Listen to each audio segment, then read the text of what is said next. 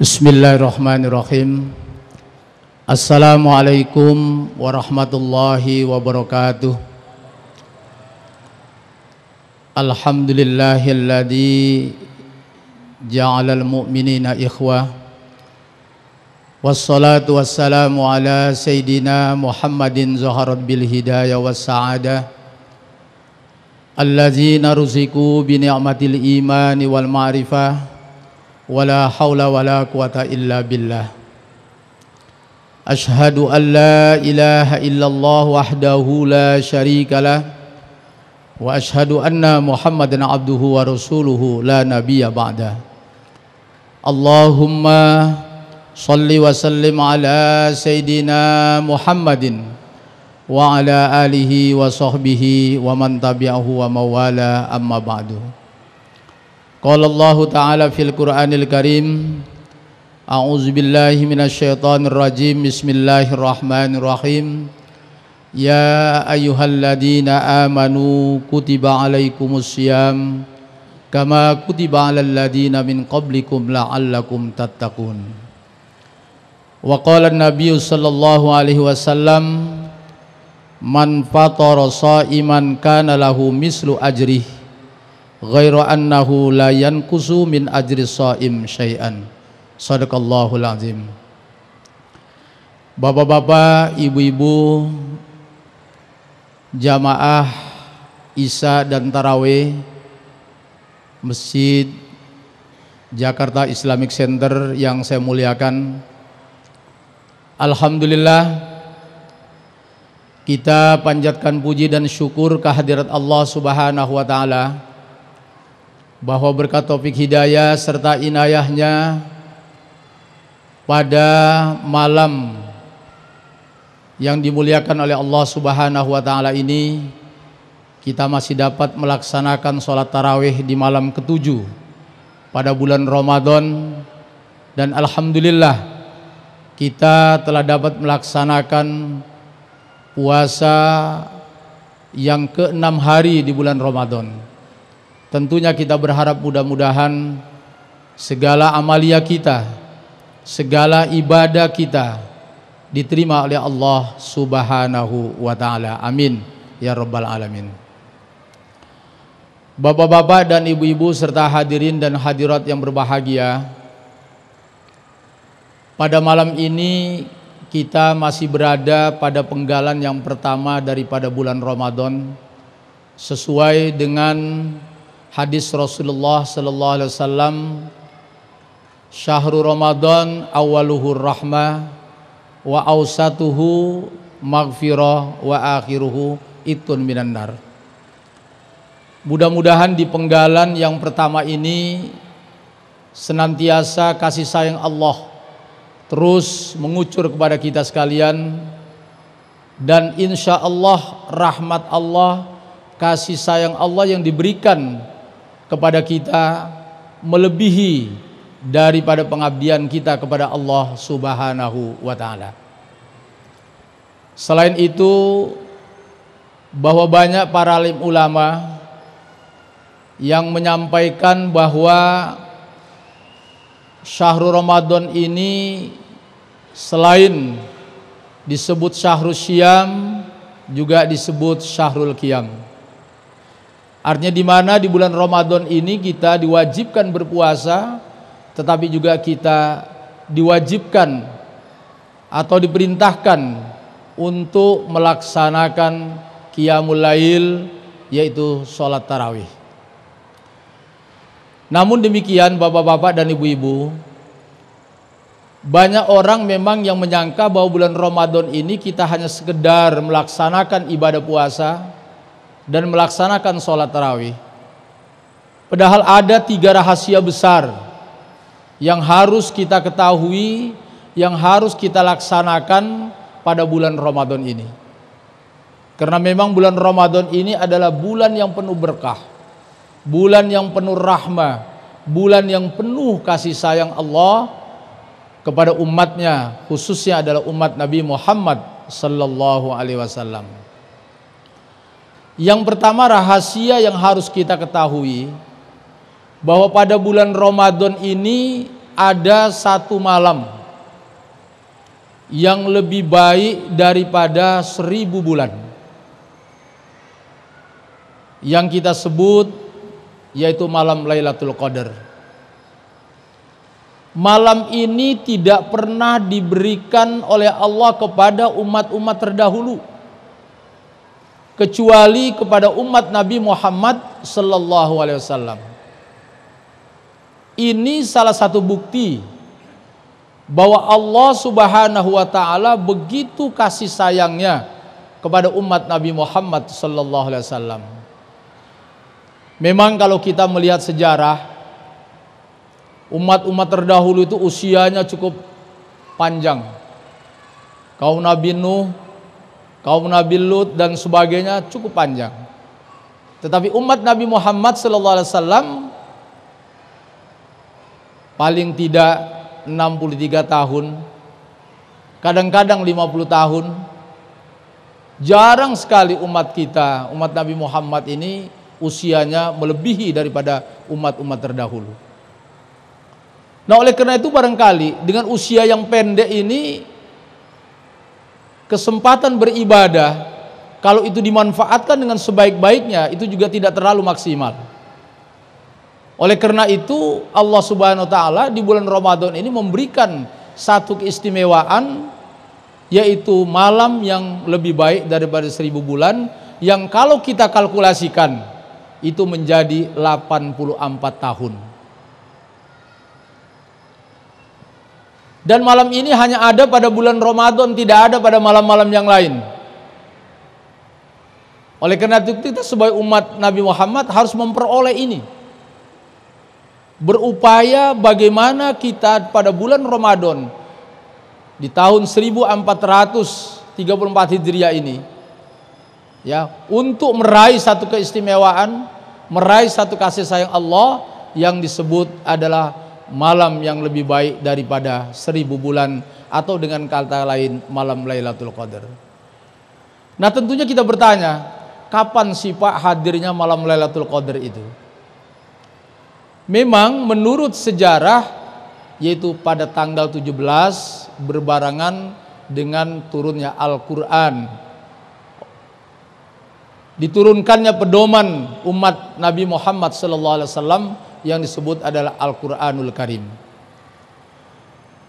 Tetapi apakah di malam-malam yang ganjil ini kita mampu? Apakah tepat hitungan di malam ganjil ini akan turun satu malam lebih baik daripada 1000 bulan? Ini tentunya kita kadang-kadang bisa terjaga dan bisa tidak. Jadi oleh karena itu alim ulama menganjurkan untuk kita mendapatkan itu, kita sudah mulai dari 1 Ramadan sampai akhir Ramadan kita berupaya banyak beribadah, banyak bertadarus, membaca Al-Quran. Insya Allah malam yang lebih baik dari 1000 bulan itu akan kita raih, yang dinamakan malam Lailatul Qadar.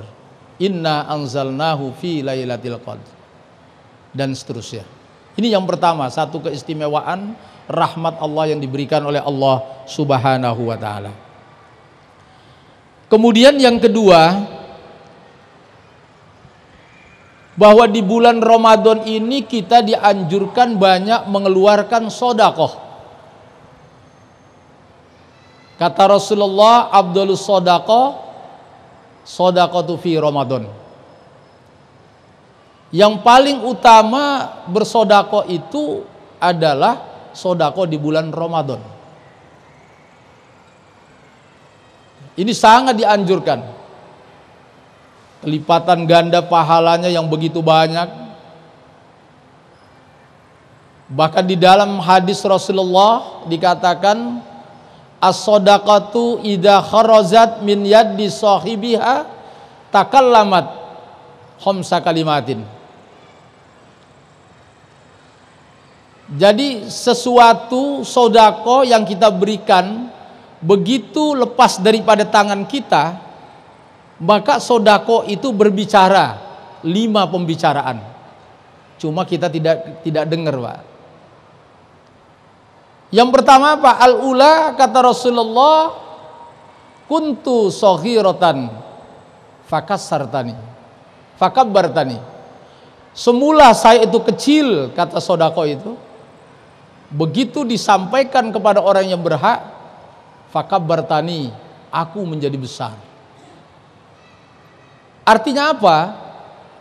Uang yang tadinya nilai 100 rupiah, yang kalau kita belanjakan di supermarket itu cuma dapat apalah, kecil sekali.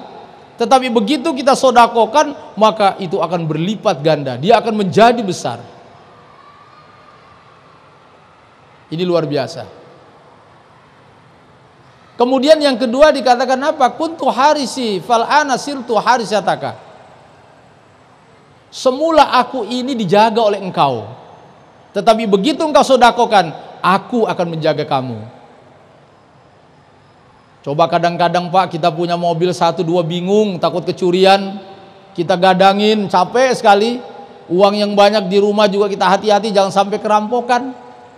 Jadi kita malah justru diperbudak dengan harta. Jadi kita menjaga harta itu sendiri.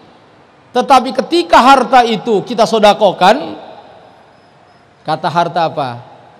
Fal'ana sirtu harisataka. Aku yang akan menjaga kamu. Diri kita dijaga oleh sodako itu. Itulah sebabnya Rasulullah mengatakan as-sodakatu tadfa'ul bala. Sodako itu menolak bala. Kalau kita ingin terhindar dari penyakit, kalau kita ingin terhindar dari segala malapetaka, maka kita harus memperbanyak sodako.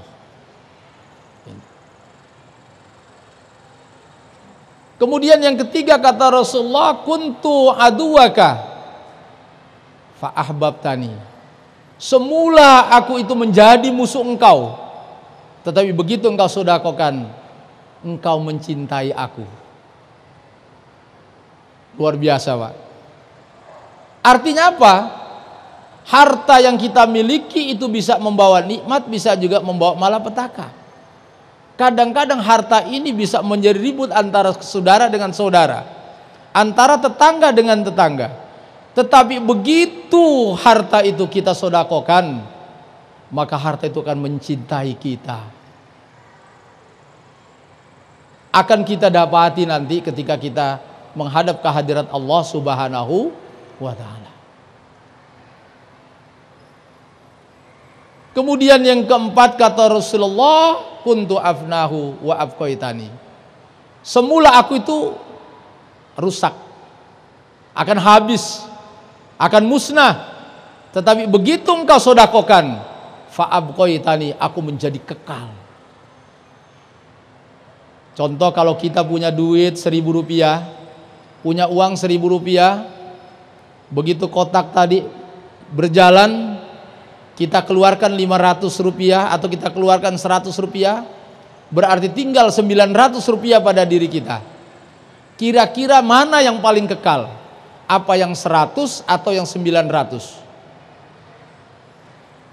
Yang 900 kita bawa ke warung Tegal, kita makan di situ selesai. Jalan di tenggorokan selesai, ke belakang habis. Tetapi yang 100 rupiah ini akan kekal selama-lamanya sampai kita menghadap kehadirat Allah Subhanahu wa ta'ala. Luar biasa Pak. Jadi oleh karena itu kita sangat dianjurkan pada bulan Ramadan ini berlipat kali ganda dijanjikan oleh Allah Subhanahu wa ta'ala untuk kita banyak-banyak bersodakoh.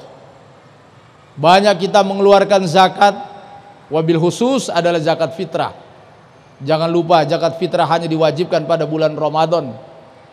Siapa saja yang merasakan hidup pada bulan Ramadan, maka dia wajib untuk mengeluarkan zakat fitrah. Contoh, ketika malam ke-29 yang 1 hari lagi akan masuk 1 Syawal, istri kita melahirkan seorang bayi. Maka bayi yang hidup pada bulan Ramadan itu wajib untuk dikeluarkan zakat fitrahnya oleh orang tuanya. Ini juga adalah merupakan sodaqah fitri, sodaqatun nafs yang disebut zakatun nafs, zakat jiwa dan sebagainya. Ini juga adalah bagian daripada sodaqah yang harus kita keluarkan. Ukurannya sederhana, zakat fitrah itu selama kita masih ada persiapan untuk besok makan, maka kita masih diwajibkan untuk mengeluarkan zakat fitrah. Jangan sampai kita memakai baju baru, memakai kain baru, sepatu baru, tetapi zakat fitrah kita tidak keluarkan. Ini sangat-sangat berdosa kepada Allah Subhanahu wa ta'ala. Ini rahasia yang dikatakan oleh alim ulama yang kadang-kadang kita tidak menyadari bahwasanya itu adalah sangat besar pahalanya. Nah, kemudian yang ketiga, di bulan Ramadan ini juga kita dianjurkan untuk banyak memberikan buka puasa kepada orang-orang yang berpuasa. Kenapa? Bukan hanya pahala yang kita dapati dengan kita memberikan buka puasa, insya Allah kita akan diampuni dosanya oleh Allah Subhanahu wa ta'ala, dan juga akan kita dihindari dari api neraka. Hadis yang saya sampaikan tadi, Rasulullah mengatakan, man fatara shaiman kana lahu mislu ajri ghaira annahu la yanqusu min ajri shaim syai'an.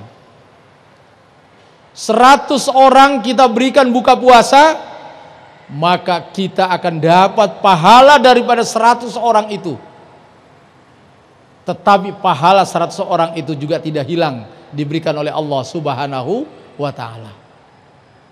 Kalau 1000 orang kita berikan buka puasa, maka 1000 pahala orang itu kita akan dapati.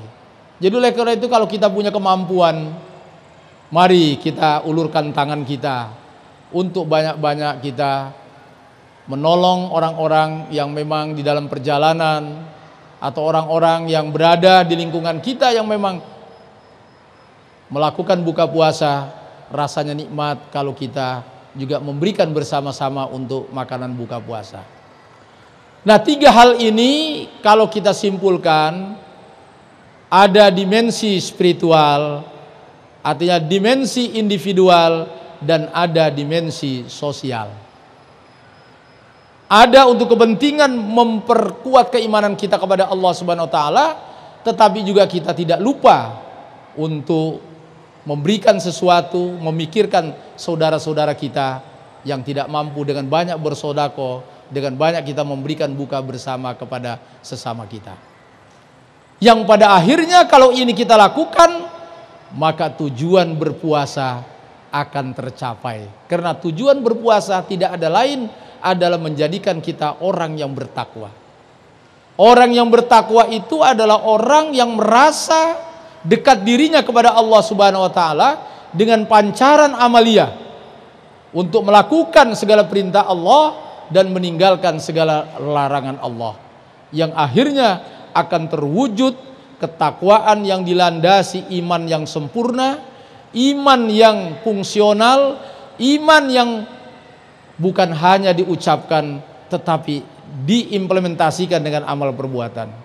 Tasdikun bil qalbi wa iqrarun bil lisan wa amalun bil arkan. Bukan hanya dibenarkan di dalam hati, tetapi juga diucapkan dengan lisan, yang paling penting wa amalun bil arkan, dibuktikan dengan karya nyata. Dakwah bil hal, ini yang dinamakan iman yang sempurna. Insya Allah iman yang sempurna ini akan menimbul kesadaran kejujuran pada diri kita, menimbulkan rasa kesabaran, menimbulkan rasa ketaatan dan sifat amanah kepada Allah Subhanahu wa ta'ala. Barangkali ini saja yang dapat kami sampaikan.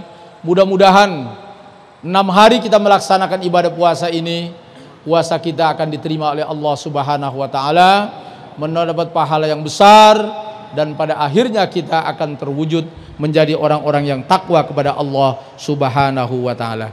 Terima kasih atas perhatiannya. Mohon maaf segala kekurangan. Wallahul muwaffiq ila aqwamit thoriq wal afu minkum. Wassalamualaikum warahmatullahi wabarakatuh.